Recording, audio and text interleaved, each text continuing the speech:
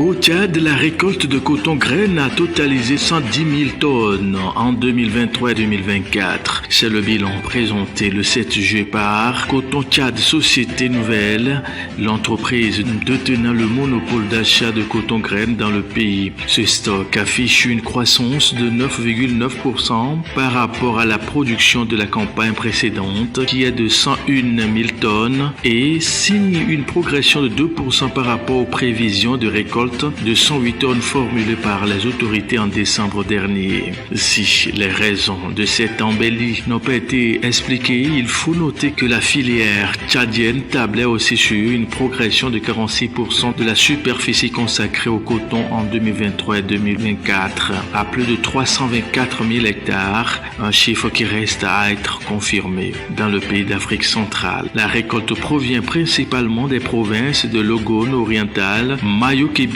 ouest, Logone occidental, Mandoul, Tandjilé, Moigné-Chari et Mayo-Kébi est. Pour le compte de la campagne 2024-2025 qui devrait débuter d'ici fin juillet, Coton Tchad anticipe une croissance de 36% de la production nationale de 150 000 tonnes.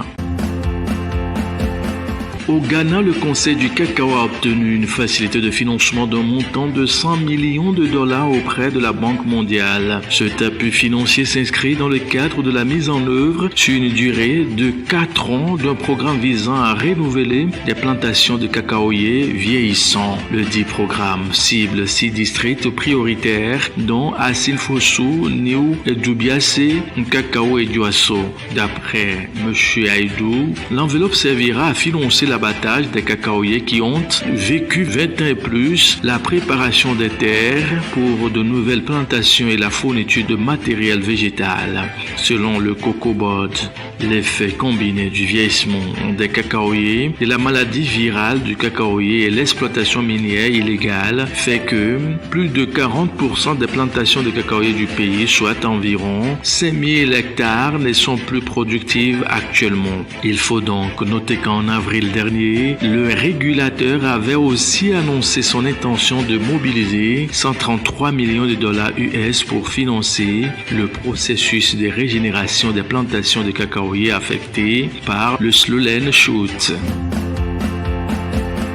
Également dans l'actualité économique de ce jour, le Nigeria. Au Nigeria, la Société publique du pétrole, NPC Ltd, a officialisé jeudi 4 juillet l'entrée en service d'un réseau de 12 stations-service de gaz naturel comprimé, dont 4 à Lagos et 8 à Abuja, deux des plus importantes métropoles du pays. L'opération marque une avancée vers le renforcement de l'approvisionnement de ces deux localités en ce carburant. Ensemble, ces stations disposent d'une capacité combinée de fourniture quotidienne de plus de 6 millions de pieds cubes standards de gaz naturel comprimé, de quoi desservir environ 15 000 véhicules chaque jour et permettre aux consommateurs de réaliser des économies sur leur facture énergétique en raison du coût inférieur de gaz naturel comprimé par rapport au carburant traditionnel. Ce développement intervient dans le cadre d'un programme plus large visant à construire 35 stations de gaz naturel comprimé par rapport au carburant traditionnel. Ce développement intervient dans le cadre d'un programme plus large visant à construire 35 stations de gaz naturel comprimé à travers le Nigeria, conformément à l'ambition du gouvernement fédéral d'encourager son utilisation à plus grande échelle. En mai, le NNPC Ltd avait notamment annoncé une initiative d'installation de 6 nouvelles stations service de fourniture de gaz naturel comprimé en lien avec la politique de l'État visant à limiter le coût élevé du transport via l'exploitation du gaz naturel. Parlons transport aérien pour vous dire que Air Côte d'Ivoire veut lever 104 milliards de francs CFA pour finaliser le paiement pour une commande de 2 Airbus A330-900 Neo en cours d'exécution chez le constructeur aéronautique européen. Le prêt sollicité auprès des banques et établissements financiers locaux et internationaux aura une maturité de 10 ans, précise la compagnie. Les aéronefs attendus seront configurés en 4 cabines cabines avec 240 sièges prévus. Selon le calendrier de livraison, le premier devrait arriver à Abidjan au 4e trimestre 2024 et le second au 1er trimestre 2025.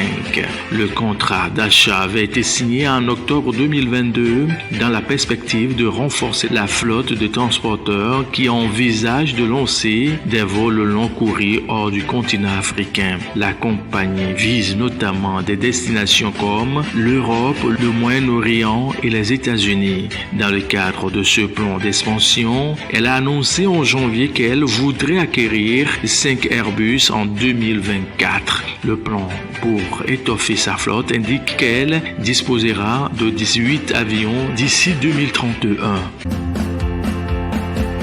Bouclons cette édition de ce JT Éco avec cette information au Niger. Le secteur minier a rapporté 45,69 milliards de francs CFA au trésor public au Niger en 2021, soit une hausse de 66% en glissement annuel. C'est l'un des chiffres fournis par l'initiative pour la transparence dans les industries extractives ITIE dans un rapport publié fin juin 2024. Selon le document, les revenus miniers publics pris en compte sont principalement la redevance minière, l'impôt sur les bénéfices, les droits de douane et autres impôts et taxes. Il faut souligner que la part des mines dans les revenus extractifs a légèrement chuté, passant de 37,8% en 2020 à 37,5% en 2021. Les revenus issus des hydrocarbures qui totalisent 86,59 milliards de francs CFA en 2021 dominent donc les revenus extractifs du Niger. Au total, les revenus extractifs ont représenté 12% de l'ensemble des revenus de l'État en 2021, 42% des exportations et 8% du PIB.